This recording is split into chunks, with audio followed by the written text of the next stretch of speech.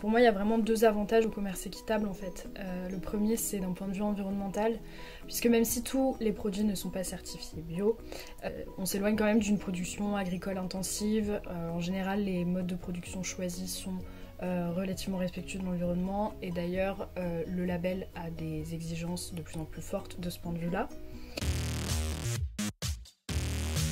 Nous, tous les mois, on se charge de proposer aux étudiants des paniers contenant des produits du commerce équitable.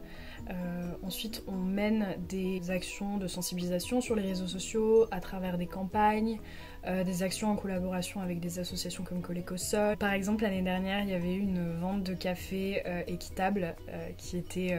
là pour faire de la concurrence aux ventes de la cafette. Alors moi personnellement, j'avoue que comme toute étudiante et tout étudiant, il y a quand même une certaine contrainte budgétaire qui rentre en jeu, mais en général j'essaye de privilégier des produits non périssables qui durent plus longtemps, donc qui se rentabilisent mieux quand même, comme le café, le thé, le chocolat, même si ça pour le coup ça dure pas longtemps.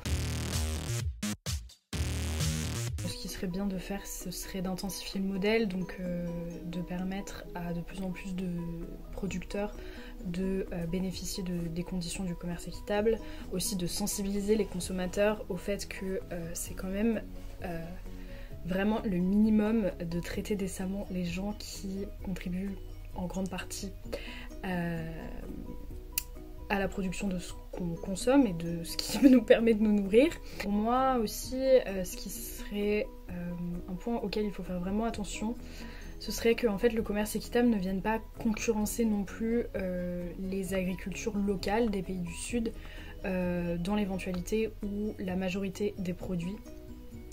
seraient exportés dans les pays du Nord, et du coup dans ce cas-là ça instaure vraiment une relation de dépendance entre les pays du Nord et les pays du Sud, et pour moi il faudrait vraiment mettre en place des mécanismes, je sais pas, de régulation